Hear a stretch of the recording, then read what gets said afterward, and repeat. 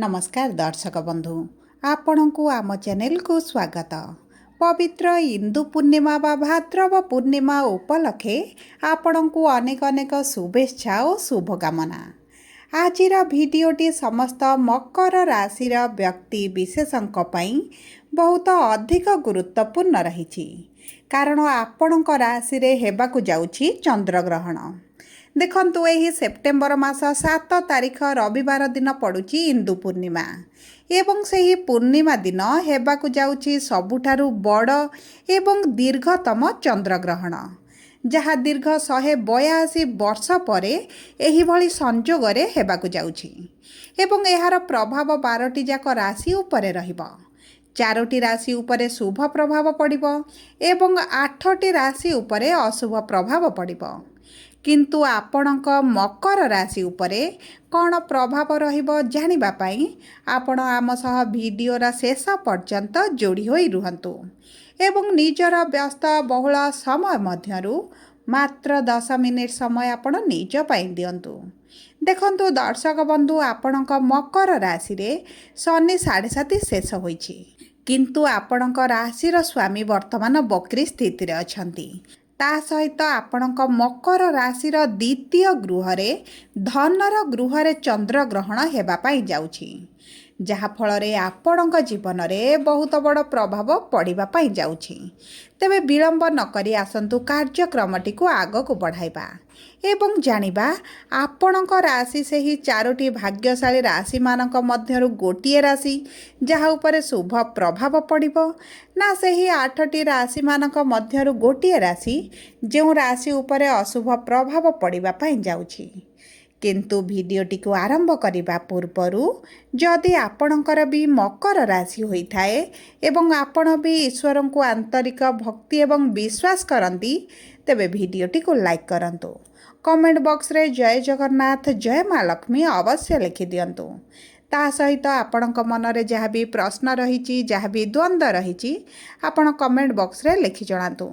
आमे आपणक प्रश्नर उत्तर देबा पई यथा संभव प्रयास करिबु।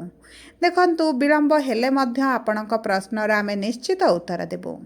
ता सहित दर्शक बंधु आम सह जोगाजोग करिबा पई वीडियोर मध्य भागरे एक व्हाट्सएप नंबर टी दिया जाइछि, जो नंबर साहाय्य आपण आम सह जोगाजोग करी निजर नूतन कुंडली प्रस्तुत करि परिबे, कुंडली विश्लेषण कराई परिबे, किंबा आपणकर चाकरी विवाह व्यवसाय प्रेम संपर्क को नहीं किछि समस्या रहिछि ताहार सहजरे समाधान करि परिबे। सेथिपई आपण आम सह भिडियोर शेष पर्यंत जोड़ी होई रुहंतु एवं व्हाट्सएप नंबर माध्यम रे आम सह जोगाजोग करंतु। एबे आसंतु कार्यक्रमटी को आगक बढ़ाइबा एवं जानिबा एही चंद्र ग्रहण रे आपणक मकर राशि रे किभली प्रभाव पड़ुछि। किंतु ता पूर्वरु जानिबा आपणक मकर राशि रे एही चंद्र ग्रहण दिन नवग्रहंकर स्थितिटी किभली रहिबा। देखंतु आपणकर द्वितीय गृह रे राहु, जे गृह रे हेबाकु जाउछि चंद्र ग्रहण, तृतीय गृह रे शनि, षष्ठ गृह रे गुरु, सप्तम गृह रे शुक्र, अष्टम गृह रे सूर्य केतु बुध एवं नवम गृह रे मंगल विराजमान करिसंती, जहा फल रे सेही गृह गुड़िकरे सेमानकर प्रभाव अधिक रहिबो। तेबे सर्वप्रथमे आसंतु जानिबा आपणकर स्वास्थ्य किभली रहिबो। देखंतु स्वास्थ्य कुंडलीर प्रथम गृहरु जना पड़े एवं आपणकर षष्ठ गृह जेतु रोगर गृह, सेही गृह मध्य आपणक स्वास्थ्य संबंध रे सूचना प्रदान करिथाए। तेबे देखंतु आपणकर राशिर स्वामी तृतीय गृह रे वक्री स्थिति रे रही द्वितीय गृह को प्रभावित करुछंती। ता सहित षष्ठ गृह रे देवगुरु बृहस्पति विराजमान होइछंती। तेणु करी देखंतु एही ग्रहण परठारु आपणकर खाद्य पानीय को विशेष भाव में जत्नवान हुअंतु, कारण आपणकर खाद्य रे अनियमितता किंबा आपणकर पानी कम पीवा कारणटी आपणक स्वास्थ्य रे विशेष भाव में पेट रे समस्या सृष्टि करिवो। आपणकर किडनी रे समस्या देखा जिबार मध्य बहुत अधिक संभावना अछि, किंबा आपणकर गैस डाइजेशन रे समस्या एवं आपणक स्टोमाक रे मध्य समस्या देखा दे पारे। जदि भी पूर्वरु आपणकर एही भली गैस डाइजेशन समस्या किंबा स्टोमाक रे समस्या पूर्वरु थिला, ताहा पुनर्बार बाहरिबार मध्य बहुत अधिक संभावना अछि। ता सहित जेहेतु आपणकर द्वितीय गृह रे चंद्र ग्रहण हेबाकु जाउछि, आपणकर गळा रे दरज हेबा, आपणक दांत रे मध्य किछिटा समस्या बढ़ी पारे, सेति प्रति आपणको दृष्टि देबाकु पड़िबो। ତା ସହିତ ଦେଖନ୍ତୁ ଦର୍ଶକ ବନ୍ଧୁ, ଆପଣଙ୍କର ଶନି ଯେହେତୁ ଦ୍ୱିତୀୟ ଗୃହକୁ ପ୍ରଭାବିତ କରୁଛନ୍ତି, ଏହିଭଳି ଛୋଟ ଛୋଟ ସମସ୍ୟା ଆପଣଙ୍କର ଏହି ଗ୍ରହଣ ପରଠାରୁ ଦେଖାଯିବାର ସମ୍ଭାବନାଟି ବଢ଼ିଯାଉଛି। ତେଣୁକରି ଆପଣଙ୍କୁ ସତର୍କ ରହିବାକୁ ପଡ଼ିବ।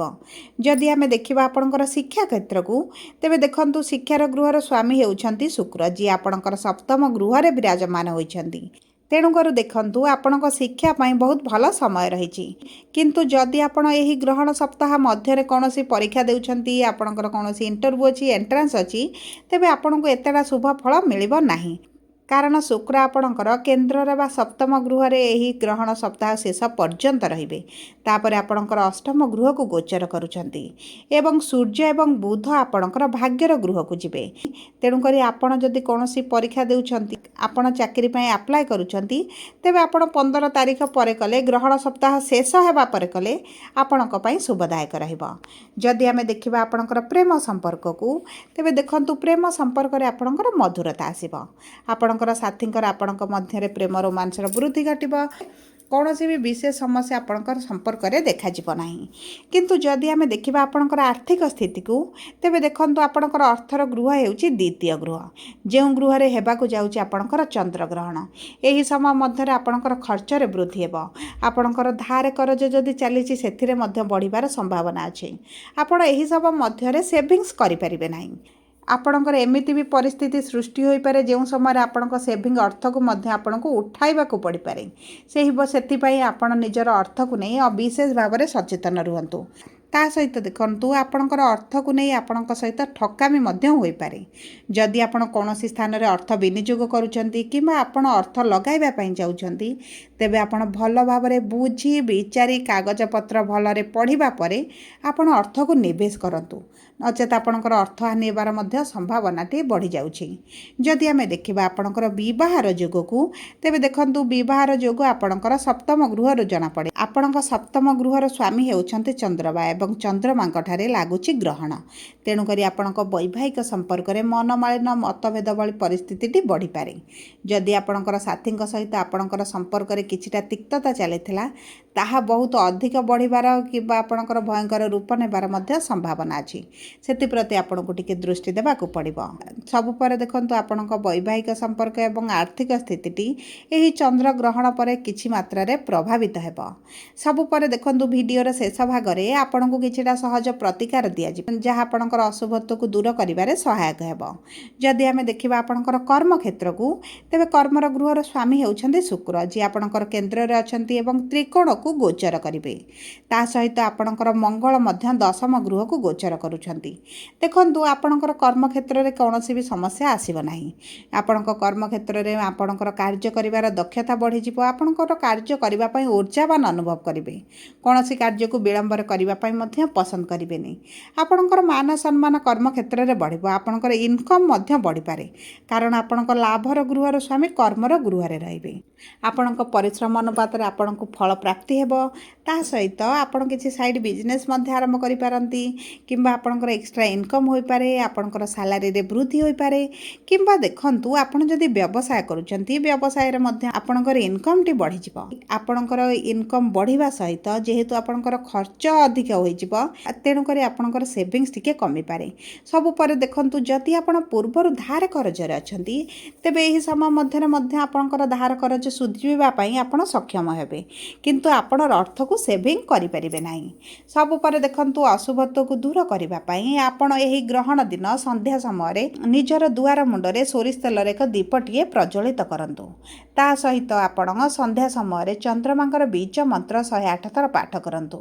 ଏବଂ ଦେଖନ୍ତୁ ଆପଣଙ୍କ ରାଶିର ସ୍ୱାମୀ ଯେହେତୁ ଶନିଦେବ ଏବଂ ବକ୍ରି ଅଛନ୍ତି, ତେଣୁକରି ଆପଣ ସନ୍ଧ୍ୟା ସମୟରେ ହନୁମାନ ଚାଳିଶା ପାଠ କଲେ ମଧ୍ୟ ଆପଣଙ୍କୁ ଶୁଭ ଫଳ ପ୍ରାପ୍ତି ହେବ। କିନ୍ତୁ ଦେଖନ୍ତୁ ଚନ୍ଦ୍ରଗ୍ରହଣର ପରଦିନ ମାନେ ସୋମବାର ଦିନ ଆପଣ ପ୍ରାତଃ ସମୟରେ କିଛି ବିରି ଡାଲି ଯଦି ଦାନ କରିଦିଅନ୍ତି, ଆପଣଙ୍କ ପାଇଁ ଶୁଭଦାୟକ ରହିବ।